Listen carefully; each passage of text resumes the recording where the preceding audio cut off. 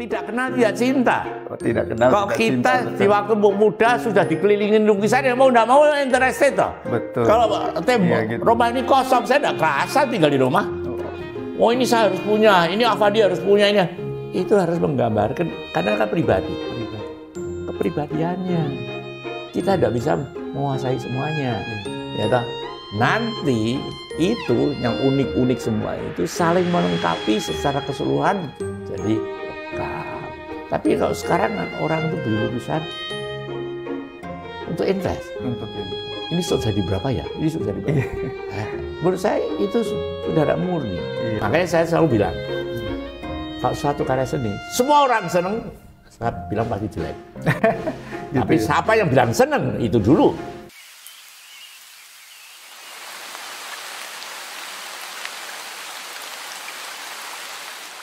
Baik, selamat siang Pak Owhadi. Perkenalkan, saya Odi, perwakilan dari BPR Prima. Ada berkeinginan kami untuk bincang-bincang santai mengenai Pak Owhadi sendiri, karya-karyanya, kolektornya, ataupun kuratornya, ataupun saran masukannya terkait apa yang telah dicapai dalam proses dari awal hingga mendirikan Museum Owhadi. Mungkin saya bisa disempatkan waktunya untuk bincang-bincang santai ini, Pak. Ya, terima kasih banyak. Saya merasa sangat terhormat. Walaupun umur saya sudah hampir 87, untuk memorinya masih bagus. Jadi masih ingat, apalagi yang dulu-dulu lebih ingat daripada yang baru. Oh gitu. Ya, baru itu sering nama-nama lupa. Nama-nama ya, lupa. Tapi yang dulu saya masih ingat. Oh, festivalnya gitu. Sampai saya ketika bikin autobiografi ya, kemarin ketika COVID itu, saya sudah umur 82 bikin autobiografi itu, yang dulu-dulu saya ingat sekali. Oh iya. Dulu-dulu kan tidak ada catatan, tidak ada apa ya dari memori. Betul. Ya, ya. Baik Pak Owhadi, mungkin saya langsung mulai aja ya. Beberapa pertanyaan mungkin yang selama ini mungkin kami masyarakat umum ingin tahu bagaimana perjalanan Bapak dan apa motivasi utama Bapak untuk bisa menjadi kolektor seni rupa sehingga sampai bisa mendirikan Museum Owhadi itu, Pak. Wah, itu ceritanya itu panjang. Panjang ya. Dan semuanya itu juga ada serba kebetulannya. Oh gitu. Tidak ada maksud dulu saya mau jadi kolektor, mau bikin museum. Ya maunya saya itu dulu ya cita-citanya jadi saintis sebenarnya.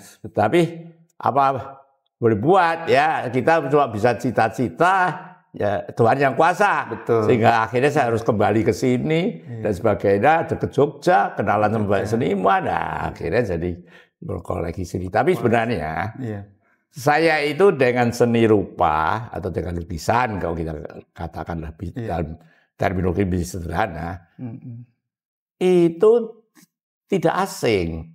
Karena memang ayah ibu saya itu kan dulu pendidikannya Belanda. Saya pernah di Belanda juga. Di sana itu kan rumah semuanya enggak ada yang temboknya kosong kan. Oh. Mesti dipajangin dengan lukisan. Ada lukisan. Bukan kolektor, bukan apa, tapi sebagai dekorasi rumah gitu. Betul, dekorasi. Ada unsur seninya pasti. Ya, ada lukisan kalau bagus ada unsur. Walaupun mereka itu sebenarnya nggak tahu di siapa-siapa beli yang kira-kira bagus, cocok dengan interior dan sebagainya. Nah, pada waktu itu zaman saya Avandi apa belum ada kan ya, sudah ada tapi belum terkenal dan sebagainya. Umumnya saya sama dengan Pak Avandi. Jadi banyak lukisan Belanda. Banyak lukisan Belanda. Alam benda, pemandangan atau Hindia Belanda. Hindia Belanda. Yang dibikin oleh orang Belanda di sini atau ada yang orang Indonesia tapi sudah melukis. Seperti zaman itu kan Liman Fong itu kan sudah melukis, Pak Surya Abdullah itu melukis. Tapi ayah saya berkolektor. Tapi itu seluruh keluarga. Jadi juga sepupu saya dan sebagainya. Di mana saya kan sejak kecil itu sudah ibu saya meninggal zaman Jepang, jadi saya itu sering tidak tinggal di rumah. Pondoknya itu di keluarga-keluarga diopenin keluarga. Bahkan kemudian tempat di Jalan Semarang, di rumah semua itu ada lukisan. Oh, ada lukisan ya. Dari familiar. Bahkan kemudian kan salah satu sepupu saya jauh lebih tua dari saya. Kemudian tuh masuk Teken Akademi, sekolah Gambar Bandung, salah satu mahasiswa pertama itu masih Belanda. Ya, yang kemudian dia selesai belajar sejarah rupa di Belanda, kembali jadi kritikus seni di Star Weekly. Ya, tahun 56 sampai 41 sampai di Bredel. Ya, itu kan punyanya dulu yang yang ada di redaksi itu kan PK Oyong. Nah, PK Oyong itu istrinya kebetulan juga sepupu saya. Sepupu saya juga gitu, jadi udah biasa. Jadi saya juga waktu masih sekolah ada pamerannya, nonton. Tapi beli kan tidak bisa. Masih sekolah kok. Beli kan mesti pakai duit. Iya toh. Masa kita minta uang saku buat beli lukisan. Tapi udah tertarik ya Pak? Selalu tertarik. Saya itu selalu tertarik ya sama seni karena juga kemudian setelah saya pindah Jakarta, saya juga tertarik sama seni musik klasik. Saya belajar biola dan sebagainya. Jadi memang sudah tertarik sama seni rupa. Tapi kita ya sekolah biasa. Sekolahnya biasa. Ya sekolahnya biasa. Dan saya memang di sekolah juga maju, gampang belajar, sehingga lulus. Ya, itu waktu saya kan lulus SMA di Bandung. Di Bandung. Dan guru-guru saya itu banyak yang mahasiswa ITB kan. Maunya saya, karena saya matematika juga bagus. Maunya mereka, saya belajar ITB bisa jadi guru sekolah Aloysius itu gitu loh. Tapi ya saya sudah daftarkan, mau sudah diterima. Akhirnya diterima di kedokteran Universitas Indonesia. Itu paling sulit diterima di sana gitu ya. Akhirnya ayah saya bilang, kamu mau itu jadi ahli fisika dan sebagainya, nantinya gimana hidupnya gimana ya. Karena kita juga tidak tahu. Nah, dokter pasti. Ya udah. Masuk di situ tahu-tahu jadi dokter. Spesialis ya Pak?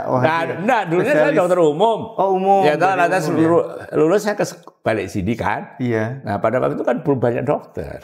Jadi bisa deh di daerah Temanggung itu kabupaten itu dokternya satu dokter kabupaten, yang lainnya itu dokter Belanda di Paraan.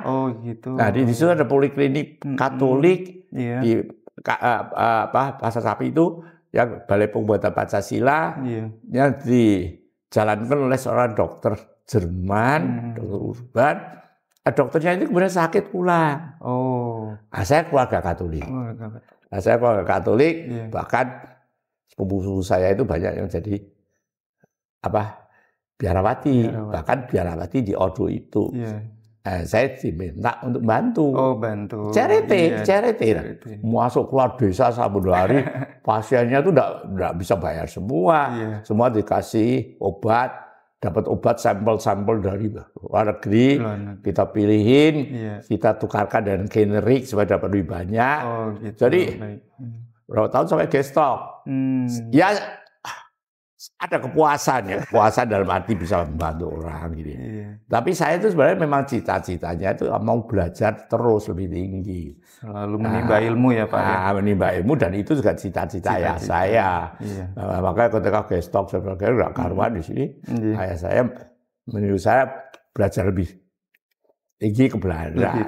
Saya ke sana. Ini kalau Pak Wahdi sendiri, mengapa gitu loh bisa tertarik di karya seni rupa, yang dimana kan profesi Bapak itu kan mungkin agak sedikit menyimpang jauh ya antara sains dan seni.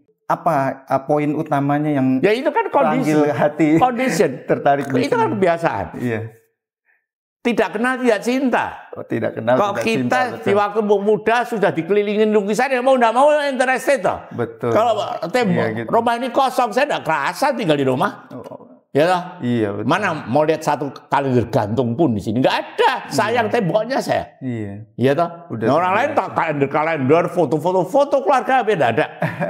Ya dulu awalnya ada, tapi itu semua itu kondisi. Kondisi. Kita harus bergaul. Seandainya saya akhirnya tidak kembali ke Magelang, mungkin saya tidak jadi kolektor sebesar ini dan tidak punya museum. Gitu Pak. Karena Jogja itu pusat seni rupa paling banyak dan tidak ada kolektor. Jadi ketika akhirnya saya settle di sini, nah, saya kan senang seni. Nah ada karya seni, mula-mula saya beli di Penmas loh. Tahun 65 saya lulus dokter bertahun, ya saya beli, saya gantung.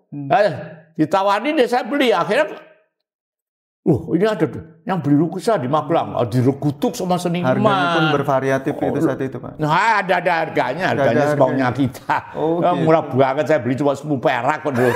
10.000 gitu, akhirnya 1.000 jadi Rp1 10 rupiah. Oh gitu. Seniman, apalagi seniman muda. Iya. Itu kan orang umumnya bukan orang ekonomi kuat. Mereka tuh belajar sambil bekerja atau gimana. Jadi mereka butuh uang juga. Begitu. Ada orang yang mengkoleksi, wah, didatengin terus. Akhirnya kita jadi berteman. Wah, setiap kali kerjaan saya tembakau itu kan cuma 3 bulanan. Habis itu ke Jogja dolan terus. Akhirnya numpuk. Akhirnya mereka, Pak Widodo, coba percuma bikin semacam museum atau bikin buku, gini-gini. Mereka yang dorong. Bukan maunya saya. Karena keadaan lingkungan juga. Iya, tapi semua itu karena keadaan. Keadaan dan lingkungan. Ya, kemudian Pak Wahade nih, untuk fokus utamanya di koleksi yang ada yang dipamerkan di Museum Bapak setelah berdiri itu, koleksi yang menjadi yang paling poin utama itu dari apa? Dari lukisan atau seni rupa lain? Begini. Iya. Ketika saya cuma mengoleksi saja. Iya. Belum ada pikiran bikin museum dan sebagainya. Saya ngoleksi apa yang saya senang. Oh, dari kesukaan dulu ya. Tapi ketika lantas, ini mau bikin museum, saya akan mikir. Betul. Kita tuh museum apa dulu? Nah, saya akan bilang, kita kan segala terbatas. Dana terbatas, waktu, ilmu. Kok kita hanya mengumpulkan yang kita senang, bisa lukisan Belanda, lukisan Cina, nggak ada juntrungnya kan? Nggak ada juntrungnya. Padahal orang luar negeri dari manapun, nek Indonesia maunya kan ada seni rupa Indonesia. Iya, betul. Nah, orang mau lihat Van Gogh di sini nggak ada kok. Nggak ada. Ya ada di Belanda toh. Jadi saya bilang saya harus fokus. Ya, saya fokus ke seni rupa Indonesia. Tapi seni rupa Indonesia kan luas. Luas. Ada Bali ini. Saya harus lebih fokus lagi. Seni lukis Indonesia modern dan kontemporer. Hanya fokus di modern. Modern yang kemudian berkembang ke kontemporer. Nah, modern itu pelukis pertama kan dulu Raden Saleh. Walaupun Raden Saleh itu belum boleh dikatakan pelukis Indonesia karena itu waktu Indonesia belum ada. Ya, tetapi ya dianggap aja orang Indonesia. Nah, ini Avandi ini kan pionir-pionirnya. Hendra ini pionir Indonesia. Nah, itu saya anggap penting. Ya, termasuk dalam sejarah seni rupa Indonesia juga pelukis luar negeri yang kemudian mengembangkan seni rupa di sini. Ada dalam sejarah seni rupa. Bonnet mengembangkan seni rupa Bali, Watersby dan sebagainya, itu masuk radar saya. Tapi terutama si tokoh-tokoh seniman Indonesia. Yang terkenal. Yang baru, karena saya kan habis itu mereka lebih tua dari saya semua. Saya masih mengenal mereka. Pak satu persatu kan meninggal. Nah, ini mesti ada suksesinya loh. Kalau kita tidak mendukung suksesornya, seni rupa Indonesia tidak bisa maju. Nah, yang paling pertama mengkoleksi karya-karya seni muda yang dimaklum kontemporer itu saya. Karena dekat dengan Jogja. Senimannya ke sini. Bawa 1 truk lukisan. Jadi ini keadaan yang mendorong kita ke sana. Dan letak berdirinya OHD pun di Magelang ya karena juga memang domisili. Dan begini, saya pada waktu itu bikin lukisan. Tapi kan katanya saya sudah keranjingan beli lukisan. Nggak jadi-jadi Pak Widodo. Saya bilang, Pak, uang saya itu habis terus buat beli lukisan. Berhenti setahun, bro ya. Beli dana ditumpuk, nggak ada percuma. Bikin dulu. Tapi ngomongnya lebih gampang tuh Pak. Untuk berhenti itu nggak gampang ya. Akhirnya agak lama. Akhirnya saya pakai gedung-gedung yang sudah ada. Itu ada gedung tua. Ya udah, saya bikin. Yang kedua warisan dari ayah saya gudang tembakau. Gudang tembakau. Nah, makanya saya ada muri dari Jaya Suprana pertama kali gudang tembakau jadi museum di dunia. Jadi penghargaan dari muri itu terkait gedung itu menjadi pertama kali di dunia yang dari gudang tembakau menjadi museum seni rupa. Gitu. Yang pertama kali saya dapat bukan itu. Ketika saya mantu, belum ada museum pertama kali. Total art wedding-nya itu total art event, art happening. Art happening. Dari semua ya, itu mulai dari masuk semua karya seni, karya seni, food stall karya seni, di situ ada seni melukis, seni tato, seni segalanya. Nah itu saya presentasikan di Christie's, geger belum pernah ada kayak gitu di dunia. Nah, itu dapat muri juga pertama. Tapi oke lah itu, tapi lantas akhirnya ya otomatis karena saya salah satu yang pertama fokus sekali, dan saya aktif. Saya selalu datang ke semua pameran, juga di luar negeri. Di luar negeri dan dalam negeri. Dan saya itu ya bisa ngomong lah, kan jarang ya bisa ngomong. Iya.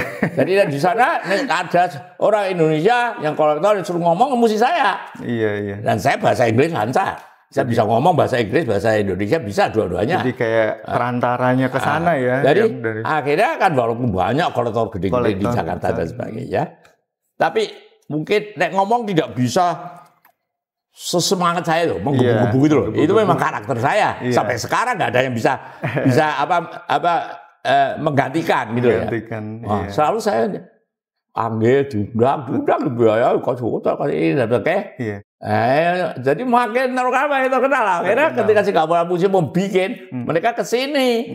Saya ikut merencanakan, akhirnya saya ikut membina mereka, apa yang dikoleksi dan sebagainya, sehingga baru pembukaannya juga pinjam karya-karya saya. Ini mau pinjam lagi gitu loh. Ada yang sudah dipinjam 10 tahun sejak pembukaan National Gallery sampai sekarang masih pinjam terus. Dan kemudian saya dijadikan advisor, board member sampai nggak bisa diperpanjang lagi. Jadi gitulah. Nah sudah begitulah terus spiralin naik terus.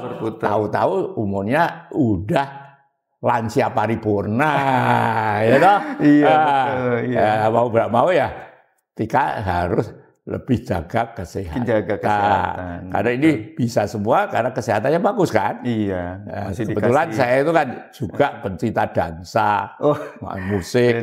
Dansa itu bikin sehat. Jadi saya utamakan itu karena dari itu saya sudah tidak bisa seperti sekarang, ya tidak bisa apa-apa. Betul. Kita walaupun mau tidak beri kesehatan yang prima, nggak bisa apa-apa, lumpuh betul. Kesehatan nomor satu. Itu nomor satu. Baik Pak Ohade. Kemudian kira-kira berapa banyak sih koleksi-koleksi karya seni rupa yang dimiliki secara keseluruhan itu? Wah banyak sekali ribuan. Yang di museum saja tuh Pak Ohade. Ini museum 15% mulainya di storage. Semua museum itu penyakitnya hanya bisa mendisplay. Waktu saya buat member Singapura Museum hanya mendisplay 2% dari koleksi. 2%. Karena di samping itu masih ada pameran-pameran yang rotating, yang pinjam dari luar. Gitu. Jadi sebagian besar itu biasa masuk storage. Cuma storage-nya harus yang bagus, pakai humidity control dan macam-macam supaya nggak rusak, nggak jamur dan sebagainya. Nah, itu yang perawatan itu yang makan biaya. Berarti Bapak ya bukan hanya sebagai kolektor ya, kurator ya Pak ya bahasa. Ya karena gini, apa artinya kurator? Kurator itu kan asal mulanya. Kurator itu berhubungan dengan museum. Suatu museum itu di suatu museum bukan private collection. Bukan private collection. Betul. Itu selalu ada kuratornya. Kuratornya itu yang milih karya untuk museum itu. Karya untuk museum. Yang memamerkan, milih untuk dipamerkan untuk museum itu. Saya sebelum punya museum itu, saya punya koleksi ini. Koleksi secara pribadi dulu ya. Koleksi ini siapa yang milih? Saya yang milih. Yang mutus saya. Yang bayar saya yang beli milik saya. Nah, ketika ini saya jadikan museum, ya kuratornya siapa? Mau yang dapatnya ini yang kuratori saya ya. Saya kurator in-house dari museum. In-house dari museum. Tapi di samping itu saya masih punya kurator independen yang sering saya minta untuk bikin pameran dengan tema tertentu, apa-apa tertentu dan mengundang seniman luar. Ini kolaborasi sama siapa? Kalau independen kita bikin katalog, ada pembukaan, diskusi dan macam-macam. Tetap saya melibatkan profesional kualitas. Tapi mau tidak mau kurator OHD Museum Itu ya saya. Bapak sendiri. Tapi akhirnya kan orang tahu ya saya kurator, saya suruh nguratori juga. Pameran-pameran di galeri ini, galeri itu, ya udahlah. Ya gimana gitu. Bahkan Bapak mungkin sering sebagai ini ya, mentor jadi bagi. Ya, lebih banyak saya itu motivator. Motivator ya Pak ya bahasa. Dan terkenalnya provokator. Untuk bisa jadi motivator, kan itu kita harus bisa provok dulu. Nah, itu dalam hal itu saya virusnya kuat. Akan seni ini ya. Orang yang tidak seneng gitu di sini semalam jadi seneng kok. Iya, memang salah satunya seperti itu. Itu kekuatan saya. Dan saya daya adaptasinya itu sangat bisa. Saya ke Belanda ya langsung kerasan.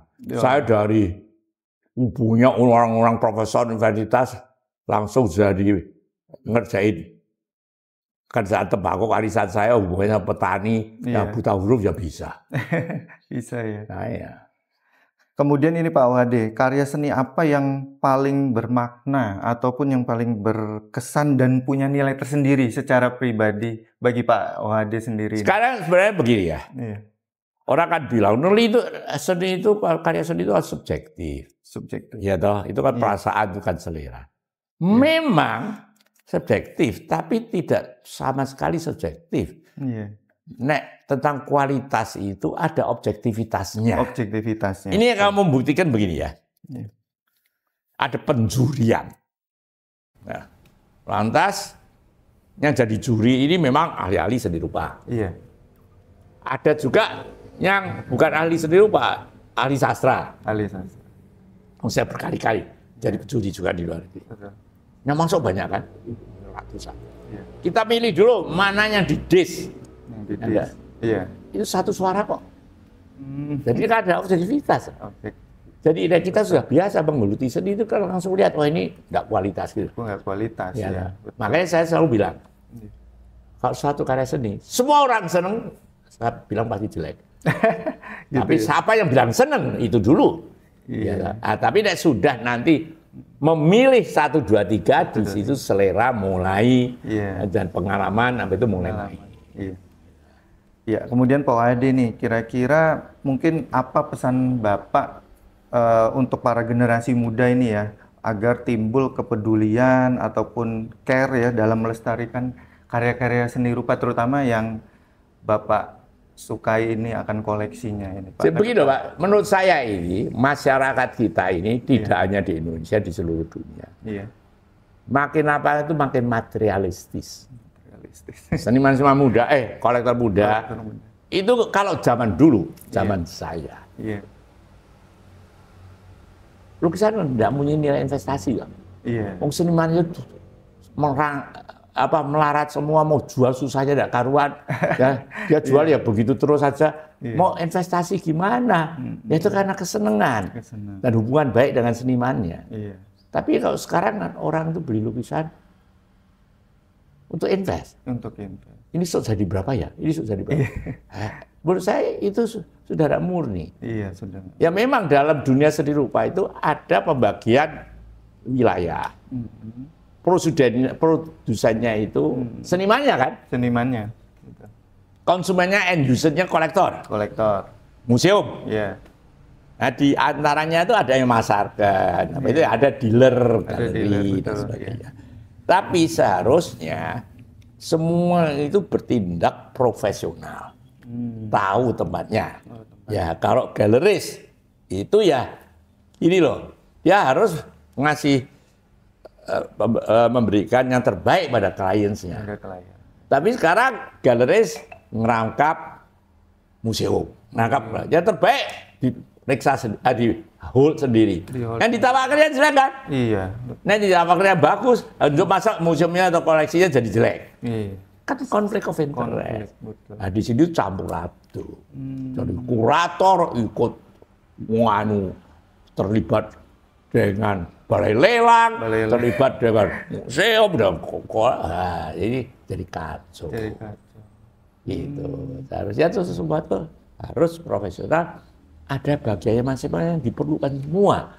Tidak ada orang bisa mencakup semuanya. Betul. Gitu loh. Iya. Ada pembagian kerja. Betul. Museum pun. Iya. Itu private museum. Itu jangan niru. Iya. Oh ini saya harus punya, ini Avandi harus punya ini. Itu harus menggambarkan, karena kan pribadi. Kepribadiannya. Kita tidak bisa menguasai semuanya. Iya. Ya toh? Nanti itu yang unik-unik semua itu saling melengkapi secara keseluruhan jadi lengkap. Nggak bisa kita menguasai semuanya. Iya, keahlian itu hanya bisanya terbatas dalam beberapa bidang. Kolaborasi ya bahasanya dari semua. Itu. Jadi mau dikeraku begini ya. Iya.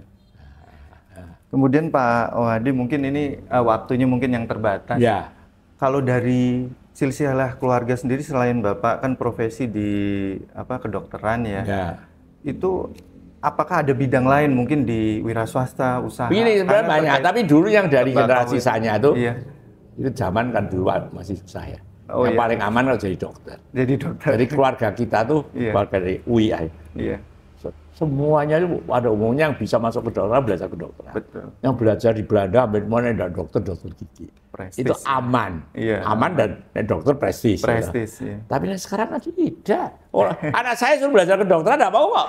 Mereka gitu. Masuknya computer, business administration, MBA, business, industrial engineering, atau hal-hal yang sekarang kan cucu saya malah memikirkan bikin animasi, bikin ini, jadi macamnya lebih banyak macam.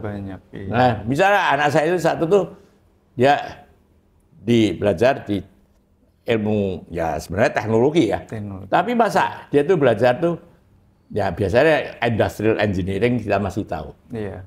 Nah, dia lulus engineering, postgraduate-nya ngambil di Columbia tuh financial engineering. Uang kok di engineer tuh gimana? Dulu kan ada. Ada, iya betul. Nah, sekarang ada kayak gitu iya, itu semuanya. Perkembangan jurusan. Jadi pilihannya tuh begitu banyak. Iya. AI ini ya. Betul. Nah, jadi nah sekarang ya sudah bisa dipantau. Iya. Cucu anak apa itu saya juga nggak tahu mendadak cucu saya yang ketiga itu mau tahun ini nggak mau diajak kemana-mana, mau magang di sini, dia mau mempelajari lukisan-lukisan yang dia bisa bikin animasi gitu kok. Animasi, langsung ke teknologi lah. Ya jadi nanti dibikin gerak, dibikin 3 dimensi dan sebagainya, dipamerkan, disajikan di situ, bisa menarik. Bisa menarik memang. Ya, tapi saya kan nggak bisa animasi ya, akhirnya dia ya nggak ada guru animasi yang gitu loh. Iya. Saya bisa yang cerita tentang seni namanya. Tapi jiwa-jiwanya dari anak putra-putri Bapak ataupun cucu sudah ada Pak? Loh, karena begini loh, itu kan tidak kenal tidak cinta. Anak-anak mulai kecil, istri saya juga tidak seni. Iya. Itu saya bawa sobonya ke Avandi dan sebagainya. Betul. Sudah, itu anak-anak itu. Iya. Saya itu kan tidak pernah punya uang sisa untuk beli mobil bagus. Semua masuk ini lah. Iya. Itu agak kecil, ditanyain sama ya saudara.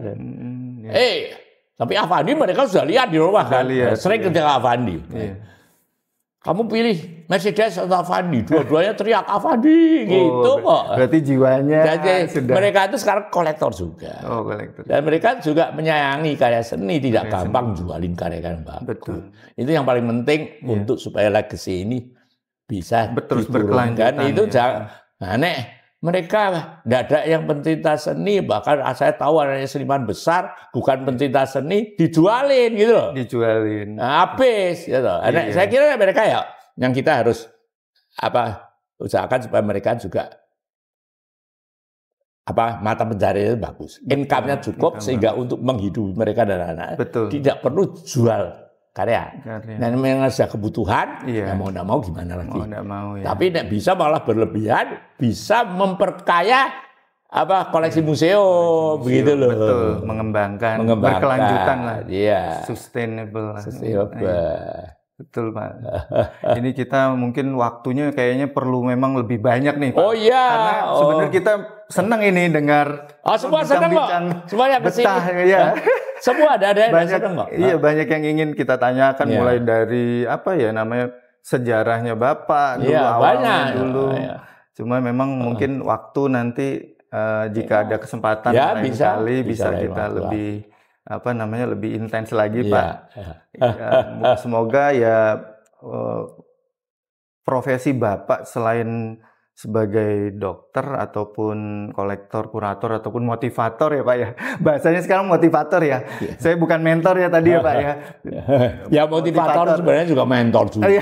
Sama aja. Semua itu istilah lah. Iya. Yang paling saya itu bisa mempromosikan, menceritakan tentang seni sehingga menarik orang lain.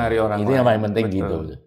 Betul. Nah, itu saya tahu saya mempunyai kemampuan itu. Nah, dan itu tidak bisa pensiun. Tidak bisa pensiun. Pensiun bisa, kerja di mana pensiun bisa. Iya. Nah ini tidak bisa pensiun. Betul. Iya. Dan seni itu sepertinya tidak ada matinya ya kan? Oh, tidak ada matinya. Gitu ininya dari hati ya Pak? Dari hati. Hati itu kebutuhan jiwa. Kebutuhan jiwa. Menyenangkan jiwa karena juga. Manusia itu kan terdiri raga dan jiwa kan. Betul. Ya, jiwa itu makanannya ya ini, kok raga ya makanan gitu. Iya. Plan dari BPR Prima mungkin sampai di sini dulu, mungkin di lain waktu bisa kita lanjutkan. Anytime welcome. Ya, kami merasa terima kasih bisa disambut datang di kediaman Bapak ini. Wah, yang sungguh luar biasa. Saya yang terima kasih. Iya. Makanya saya itu kan heran dulu. Ya toh. Museum ini sudah terkenal sampai luar negeri di mana-mana. Di Magelang kalau belum mengerti gitu loh. Iya. Itu. Gitu tak kenal malah tak sayang. Ya toh. Karena ya pada waktu itu hanya yang di sekitar dekat saya tahu. Iya. Ada umumnya tidak tahu. Ditanya mana ya. Tapi sekarang enggak. Iya. Sekarang. Nah itu saja juga peranan dari Pemda. Dari Pemda. Pemda mau dah ikut mempromosikan. Mempromosikan. Ya termasuk di seni dan kebudayaan ya Pak harus terus di tidak di support ya tidak kuat orang-orang itu. Betul memang. Tidak kuat. Dan penting sekali untuk generasi muda sih Pak. Betul, saya bilang saya kan kemarin ngomong-ngomong lama sama SBY Babul ya Syafi'i. Hidup nggak ada seni itu kering ya. Tujuh dia. Ibarat tanaman tidak disirami. Iya, kering itu. Buya Syafi'i aja bilang gitu. Oh iya. Ini kalau negara ini jadi negara fanatik yang menafikan seni, tidak membolehkan musik. Kering. Saya tidak bisa bayangkan dunia tidak ada musik ya. Tidak ada musik susah. Ya, gimana? Sulit, sepi. Masa mau gereja nggak ada musik, diam aja gitu. Mau sembahyang gitu, tok gitu. Iya. Tidak kuat. Dan Pak SBY sendiri kan beliau aktif sekarang di nyanyi, di alat musik. Nyanyi sudah sejak dulu. Tapi melukis baru 5 tahun. Tapi sekarang juga, ya, Pak? Dia lebih gandrung dalam melukis. Baik Pak Wahdi, mungkin cukup sekian waktunya. Terima kasih dari saya, perwakilan dari BPR Prima, saya Odi. Sekian waktunya. Selamat siang Bapak. Semoga sukses selalu dan karya-karyanya selalu terus merambah ke dunia. Oh ya, makin lama makin dikenal. Dan makin banyak pengunjungnya juga. Amin. Dari mulut ke mulut. Iya. Karena dia bantu juga promosi.